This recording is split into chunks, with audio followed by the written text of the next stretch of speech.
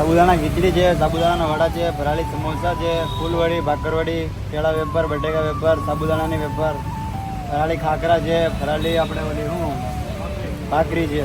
Okay, timing શું છે આનો? સવારે 10 વાગ્યાથી સાંજે 10 વાગ્યા લગી. આખો શ્રાવણ મહિનો ફરાળમાં મળી જાય બધી આઈટમ? 12 માસ ચાલુ જ હોય લાગે. ઓકે, જે ભાઈઓ આ શ્રાવણ મહિનામાં ફરાળમાં ખવાય ને તેવી ફરાળી વસ્તુ શોધી રહ્યા હોય ને તો એના માટે આજે હું જોરદાર જગ્યા શોધીને લાવ્યો છું.